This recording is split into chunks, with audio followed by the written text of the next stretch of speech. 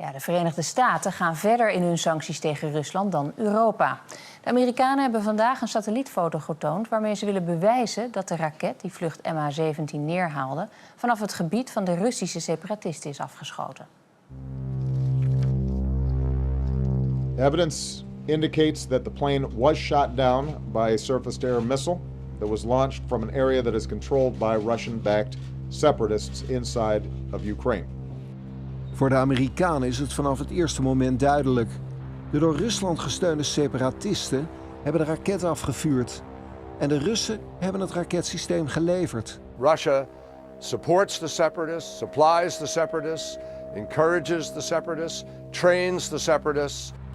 De Russen hebben volgens de VS in de eerste weken van juli zware wapens naar het oosten van Oekraïne gestuurd. Waaronder een luchtdoelraketsysteem. Kort na het neerschieten van het vliegtuig schrijft een leider van de separatisten op de Russische versie van Facebook: in de buurt van Torres hebben we net een vliegtuig neergeschoten.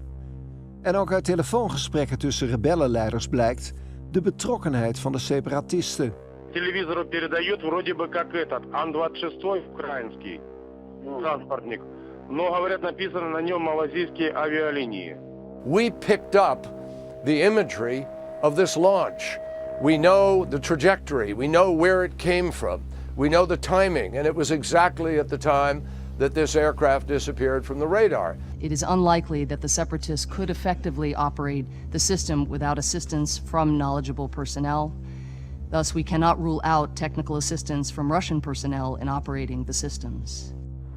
Dag na de aanslag wordt het boekraketsysteem volgens de Amerikanen teruggebracht naar Rusland. Dat het inderdaad een boeksysteem is, wordt duidelijk als er een 3D-model overheen wordt gelegd. De beelden passen naadloos op één ding na.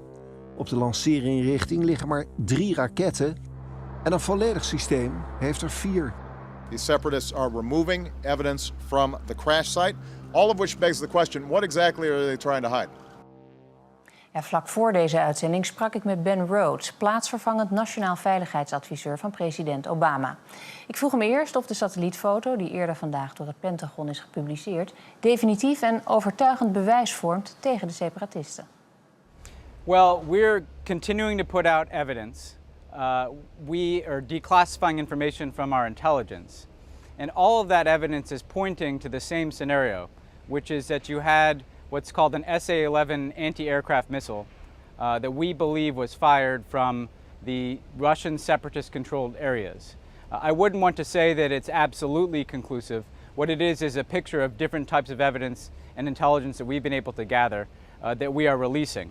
At the same time, we believe it's very important for international investigators, and the Dutch are in the lead for this, to get access to that crash site so that they can further confirm these details from the site where the plane went down. So we're going to put out our evidence. We feel very strongly that it points in one direction, which is an anti-aircraft missile launched from the Russian separatist-controlled areas, but we're going to continue to gather evidence and put it forward.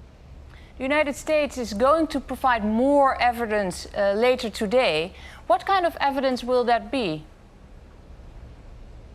Well, what our intelligence community has gathered over the last several days is evidence of these SA-11, this system, moving from Russia into Ukraine.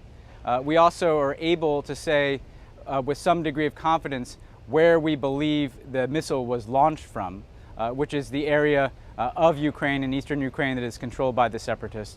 And we see the missile being launched straight up, and so that's the type of system that is launched straight up and hitting the aircraft. We also are able to say that we do not believe that the Ukrainians had anti-aircraft systems that were operating in this area.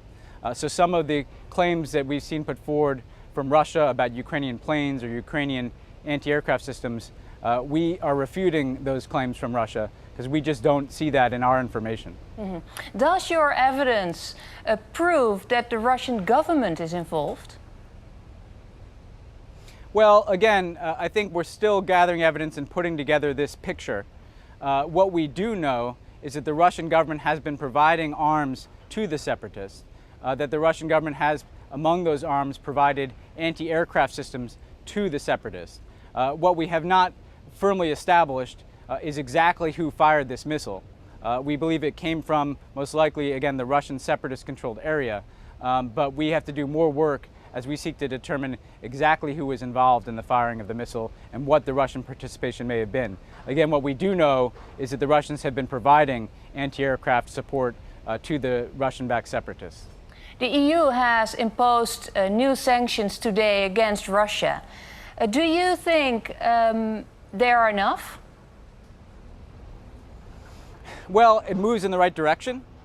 We have tried to coordinate our own sanctions with the European Union.